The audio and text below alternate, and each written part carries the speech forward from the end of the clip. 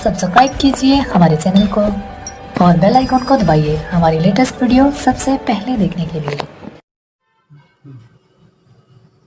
आज हम सभी बात करेंगे हेनरी नियम की। हेनरी नियम जानने से पहले हम सबको पता होना चाहिए कि द्रवीय विलयन क्या है। तो आज सबसे पहले हम बात करेंगे द्रवीय विलयन की। द्रवीय विलयन में भी विलायक और विलेय दोनों उपस्थित होते हैं, यानी कि द्रवीय विलयन में जो विलायक होता है वह द्रव होता है। केवल जो विलायक होगा वह क्या होगा, हमारा द्रव होगा। और जो विलेय होगा, जो विलेय होता है वह ठोस, द्रव, गैस तीनों अवस्थाओं में पाया जाता है। यानी कि द्रवीय विलयन में जो विलायक होगा वह द्रव होगा और जो विलेय होगा वह ठोस, द्रव, गैस होगा। यह वह विलयन होता है जिसमें विलायक द्रव होता है, अर्थात यह 3 प्रकार से पाया जाएगा। यानी कि द्रवीय विलयन कितने प्रकार से पाया जाएगा, 3 प्रकार से उपस्थित होगा। पहला होगा इसमें गैस प्लस द्रव, गैस प्लस द्रव। दूसरा होगा द्रव प्लस द्रव। तीसरा होगा इसमें ठोस प्लस द्रव। यानी कि द्रवीय विलयन इन 3 फॉर्म में उपस्थित होगा। उदाहरण देख लेते हैं इसका क्या होगा। गैसीय द्रव का उदाहरण है आपका CO2 प्लस H2O। यानी कि CO2 और H2O जो बनता है कंपाउंड बनता है वह होता है सोडा वाटर। द्रव का एग्जांपल हो जाएगा एल्कोहल प्लस जल। ठोस प्लस द्रव का एग्जांपल होगा नमक, यानी कि सोडियम क्लोराइड NaCl प्लस जल। पहला द्रवीय विलयन है गैस प्लस द्रव। जो हम इसके अंतर्गत पढ़ेंगे वह होगा हमारा हेनरी नियम।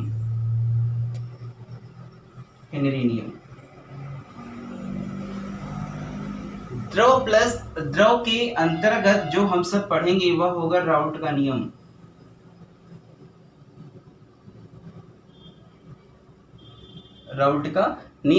राउट के नियम के बाद हम सब पढ़ेंगे आदर्श व अनादर्श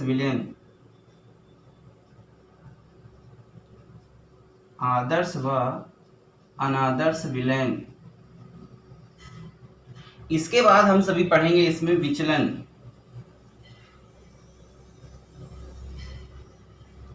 तीसरा ठोस प्लस द्रव, एग्जाम्पल था इसका नमक प्लस जल। इसके अंतर्गत हम पढ़ेंगे अणुसंख्य गुणधर्म।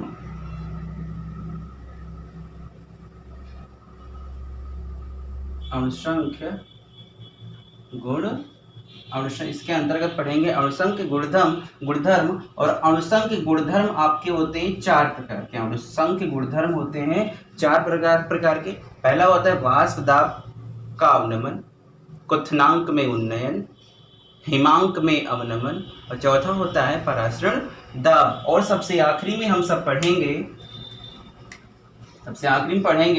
वांट हाफ गुणांक।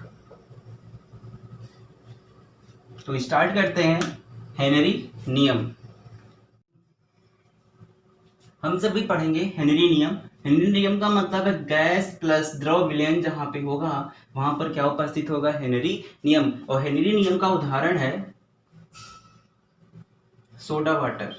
हम सभी डेली लाइफ में सोडा वाटर का यूज करते हैं। नींबू शिकंजी पीते हैं, वहां तुम्हारा सोडा वाटर हो गया।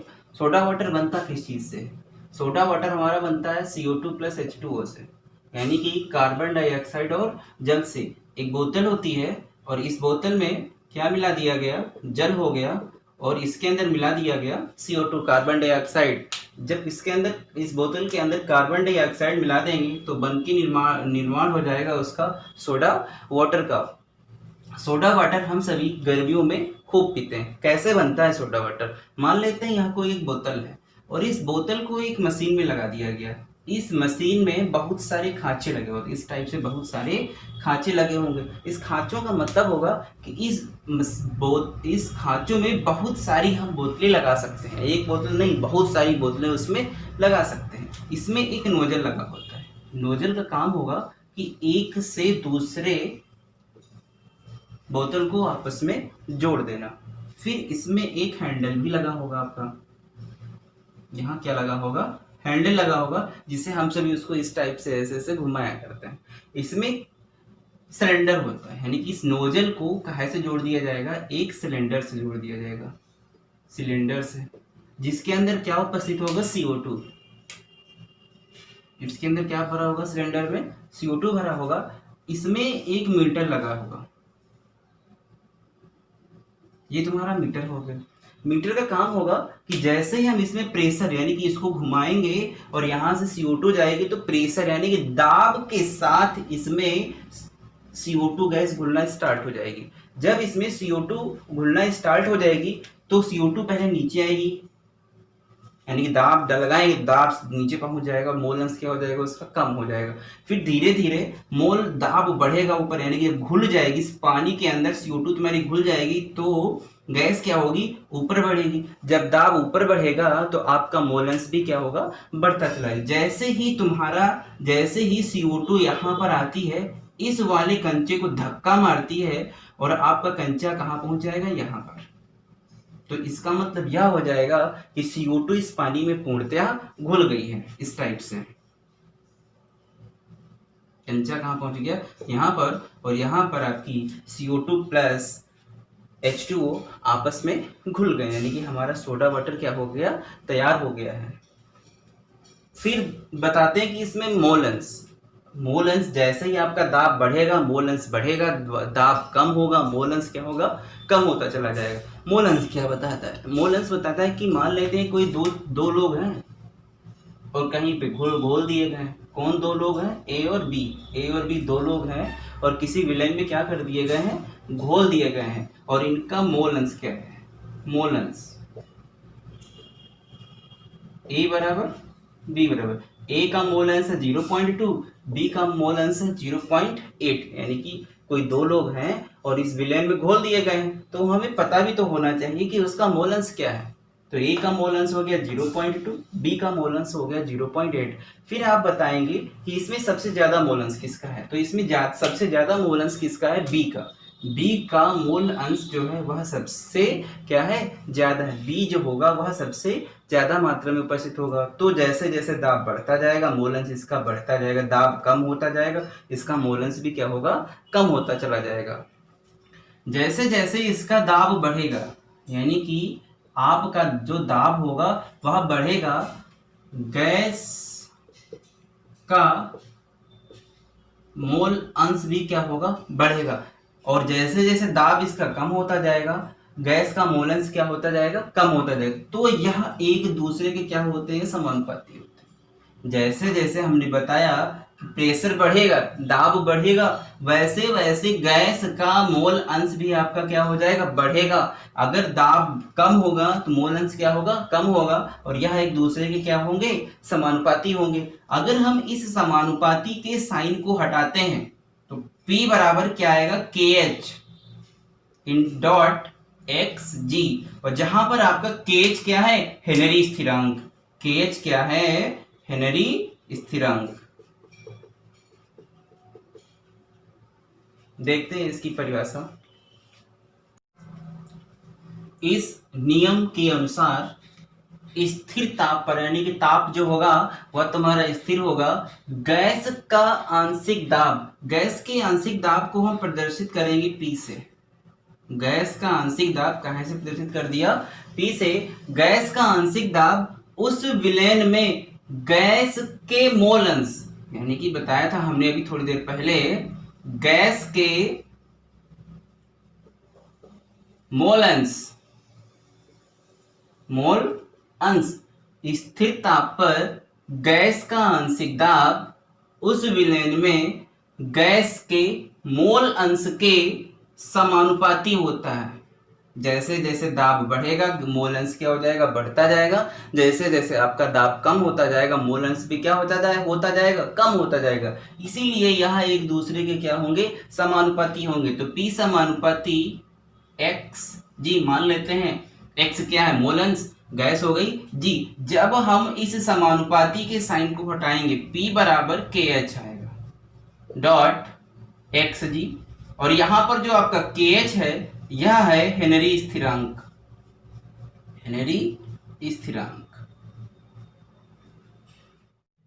हेनरी नियम के अनुप्रयोग। पहला है शीतल पेय पदार्थों एवं सोडा वाटर में CO2 की विलेयता बढ़ाने के लिए बोतलों को उच्च दाब पर बंद किया जाता है। यानी कि जो बोतल होती है उसके अंदर ठंडक बनी रहे, इसलिए बोतल को उच्च दाब पर बंद किया जाता है। दूसरा पॉइंट है गहरे समुद्र में, मान लेते हैं ये हमारा कोई एक गहरा समुद्र है और ये आपका गोताखोर हो गया। इस गोताखोर के ऊपर सबसे पहले दाब कहां से लगेगा, एटमॉस्फेयर दाब होगा इसके ऊपर। कौन सा दाब होगा, वायुमंडलीय दाब होगा। जैसे जैसे यह नीचे जाता जाएगा इसमें इस पर दाब बढ़ता जाएगा, इस पर जो दाब होगा वह आपका क्या हो जाएगा, बढ़ता जाएगा। इसके ऊपर दाब होगा वह क्या होगा, बढ़ता जाएगा। फिर इस पर दो लोगों का दाब आ गया, किसका होगा, एक तो वो एटमॉस्फेयर दाब होगा, दूसरा जल का होगा, और ये नीचे जाएगा। सेम कंडीशन इसकी होती चली जाएगी, यानी कि आपका जो दाब होगा वह क्या हो जाएगा, बढ़ता चला जाएगा। दाब बढ़ेगा तो इसका क्या होगा, मोल अंश भी बढ़ेगा। फिर जब यह धीरे धीरे ऊपर आएगा तो इसका दाब क्या हो जाएगा, कम हो जाएगा, और मोल अंश भी क्या हो जाएगा, इसका कम होता चला जाएगा। लेकिन जो इसके ऊपर सिलेंडर होता है, गोताखोर जब समुद्र के अंदर जाते हैं तो बैक साइड अपने एक सिलेंडर लाद के ले जाते हैं। उसमें क्या मिला होता है, नाइट्रोजन और ऑक्सीजन गैस मिली होती है। उसके अंदर नाइट्रोजन और ऑक्सीजन गैस, दो गैसें उसके अंदर मिली होती हैं। जब ये दोनों गैसें हमारी नसों में प्रवेश करती हैं, जब यह दोनों गैसें हमारी नसों में प्रवेश करती हैं और इसमें दाब बढ़ रहा है, जब दाब बढ़ रहा है तो हमने बताया था कि आपके अंदर उसके अंदर क्या उत्पन्न हो जाएंगी, बुलबुले उत्पन्न होंगे। जब उसके अंदर बुलबुले उत्पन्न होंगे तो जाहिर सी बात है वो बाहर निकलेंगे। जब बाहर निकलेंगे तो हमारी नसों में, यानी ये हमारी नस होगी यहाँ पर, यहाँ से क्या हो जाएंगे, बहुत सारी थक्के बाहर निकलेंगे, यानी कि गांठें बाहर निकलेंगी, तो हमें मेडिकल कंडीशन उत्पन्न हो सकती है। रुधिर में विलेयता बढ़ जाती है, यानी कि ये दोनों उसके अंदर रुधिर में हमारे ब्लड में मिल जाएंगे और उसकी विलेयता क्या हो जाएगी, बढ़ जाती है।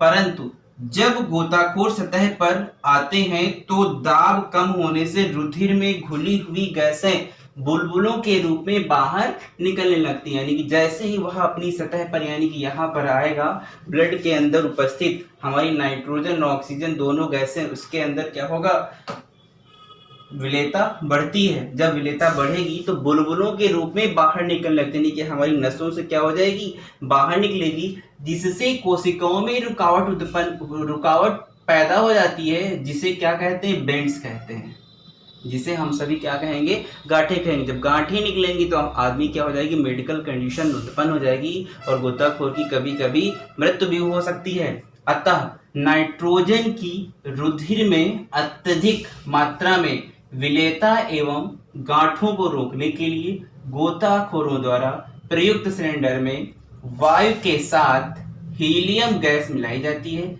जिससे इन गैसों की विलेयता कम हो जाती है। यानी कि विलेयता कम करने के लिए उसके अंदर हम क्या मिलाएंगे, हीलियम गैस मिलाएंगे। हीलियम कितनी होगी, 11.7%, नाइट्रोजन होगी 56.2%, ऑक्सीजन होगी आपकी 32.15%।